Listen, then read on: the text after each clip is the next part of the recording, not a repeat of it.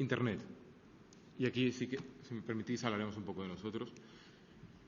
iTunes, que es como el gran paradigma de la gran tienda maravillosa donde todos debemos, el modelo a seguir para muchos. Bueno, iTunes ha empezado a vender lo que son películas en alta definición, o sea, en compresión de alta definición. No es calidad Blu-ray, desde luego, pero tampoco es calidad DVD, está un intermedio. Cobra $19,99 por la descarga de esas películas en alta calidad. Pues bien, 17 de esos $20 se los tiene que pagar a los estudios, porque si no, no le van a ceder el derecho. Con esos $3, iTunes está perdiendo dinero por cada descarga. Esa es la realidad de Internet hoy. Nosotros, Filmin, fuimos el primer portal en España que nos atrevimos a estrenar el mismo día que en cine una película en Internet. La película Tiro en la cabeza era la última película de Jaime Rosales, el ganador del Goya por La soledad. Esa era su siguiente película, una película polémica, trataba el tema de ETA y era una película complicada, era una película sin diálogos. Bueno, pese a la oposición de exhibidores, distribuidores y sorteando amenazas de todo tipo, estrenamos el pasado octubre la película en streaming. Nosotros, desde luego, nunca hemos creído en la descarga. El streaming es la inmediatez. Vivimos en un mundo que la gente quiere las cosas inmediatas. Bueno, al final solo tuvimos 450 descargas de Tiro en la cabeza. Son poquísimas. Esa es la realidad. La película, de todas maneras, fue mal. El resultado de la película de la carrera cinematográfica fue excepcionante, pero aún así las descargas en Filmin también lo fueron. Pero más allá de eso, y aquí vamos a hacer autocrítica, que no está mal de vez en cuando, el gran problema que tuvimos con el tema de Tiro en la cabeza no fue que solo tuviéramos 450 descargas, que puede ser asumible o no, sino que el streaming que al final acabamos ofreciendo no tenía la calidad que nosotros creíamos que debía tener. Si estamos haciendo que la gente pague por algo que ya tiene gratis, aunque sea de forma ilegal, al menos démosle más calidad que lo que hace la gente ilegal. Eso nos llevó a una profunda reflexión de modelo de negocio. Es decir, nosotros no podemos vender cine de calidad. En Filmin nos basamos en el cine de autor, en el cine premiado. Hemos distribuido las 4 últimas películas ganadoras de los Goya, las 5 últimas Palmas de Oro de Cannes, etcétera. Es decir, si nosotros ofrecemos este tipo de películas, tenemos que ofrecerlas con gran calidad, tenemos que ser respetuosos con la obra.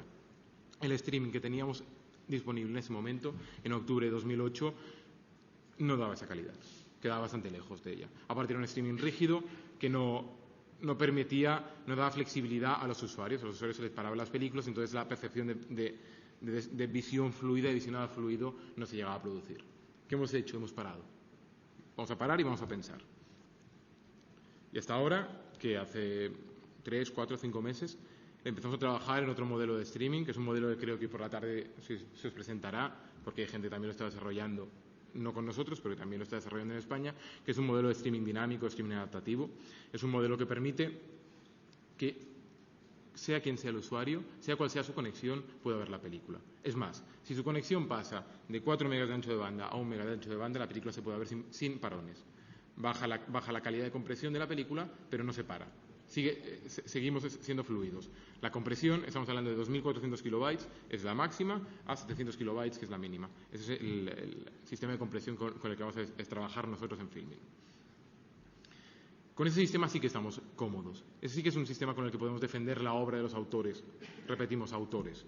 Y autores, para nosotros, para la gente que hacemos Filmin, es toda aquella persona involucrada en el proceso de creación de una película. Y a ellos, a su trabajo, le debemos respeto. Y ese respeto nos ha hecho parar, recapacitar y ahora, con una herramienta de poder, volver a salir. Volvamos al Internet, es el único futuro. Bueno, otro de los mitos, de esas mentiras 1000 veces repetidas que acabamos creyendo que son verdad, es que la música es el camino a seguir. Claro, los CDs fueron el primer objeto de piratería, porque obviamente ocupaban menos tamaño que una película, era más fácil compartirlos, subirlos a la red y demás. Entonces decíamos, y la música, digamos que ha sobrevivido a la hecatombe de la piratería. ¿Cómo ha sobrevivido la música a la hecatombe de la piratería? Pues entonces el artista gana dinero mediante sus directos, mediante el merchandising, mediante incluso la venta de CDs en las giras que pueden hacer. Es maravilloso para quien defiende el mito del autor único. Entonces nos vamos a ese sistema. Ese autor, ese gran creador, esa banda de música, ya no necesita la distribuidora o a la compañía discográfica para recuperar el dinero, se lo puede hacer él mismo. Es el do it yourself llevado a la máxima expresión. Yo me grabo el disco en un estudio por 6.000 euros, 10.000, 50.000, lo saco si me sale bien lo saco a MySpace, lo regalo o quizás lo vendo a través de alguna discográfica o lo hago todo. Y a partir de ahí, si el disco triunfa, por tanto, si nosotros somos un buen grupo de música, tendremos giras, tendremos bolos y ganaremos dinero. Es un modelo maravilloso, es cierto, y les va bien, perfecto, pero no es el modelo cinematográfico. Y es un error creer que el modelo de la música es un modelo que podemos llevar al cine. Aquí os pongo un ejemplo. Este es uno de los discos más caros de los últimos tiempos. Es un disco que estuvo como 15 años en desarrollo. Es el disco de Guns N' Roses, Chinese Democracy. Y una de las películas más caras de la historia, que es Spider-Man 3. El Chinese Democracy costó $22 millones.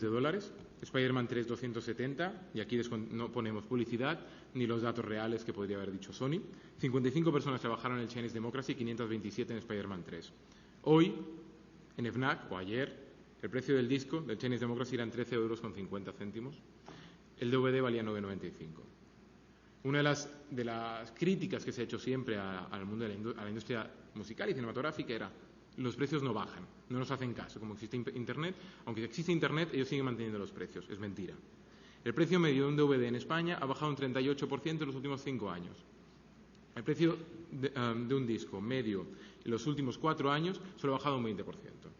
Y aún así, no estamos hablando del mismo tipo de industrias. Y obviamente, ir a ver a los Guns N' Roses, si alguna vez tocan en España, que lo han hecho, vale como mínimo 45 €. Spider-Man 3, por 7,5 €, 8 € o 6 € el día del espectador, la gente puede verla en cine. Bueno, aquí os pongo otro ejemplo más, un poco una gráfica, sobre cuáles de las formas de explotación de un disco y de una película son totalmente diferentes. Por tanto, a lo que quería llegar yo, y ahí quería intentar desmontar el segundo mito de Internet, es que la música y el cine son lo mismo. No lo son y no se comportan de las mismas formas. Por tanto, las soluciones que ha aplicado la música para salvar su industria de creación, no de distribución, son diferentes a las que puede seguir el cine. Y además, y eso es importante verlo, tenemos que tener claro, y aquí lo dejo claro bastante, es que no nos comportamos igual frente a una película que frente a un disco.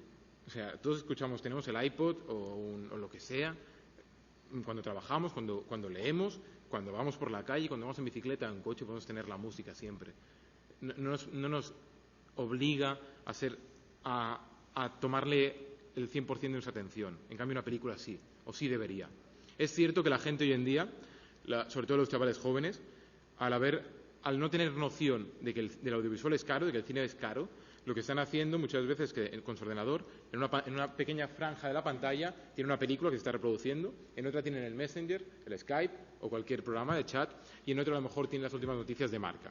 Mientras están viendo una película, están haciendo tres cosas a la vez. Y eso sucede.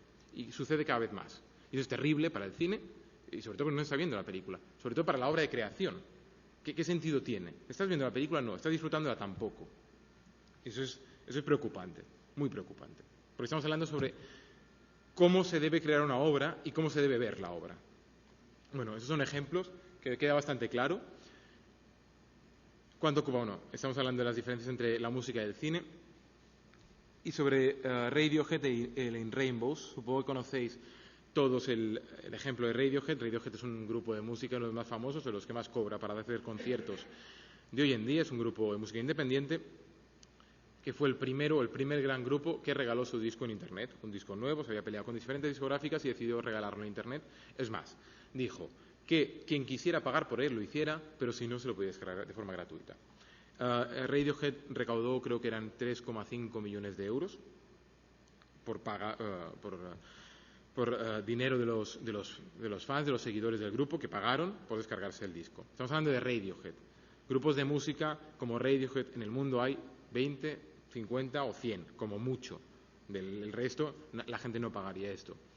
Radiohead cobra por mínimo para dar un concierto entre 600.000 y 1.200.000 euros por concierto. Por tanto, entiendo que puedan permitirse el lujo de regalar sus discos.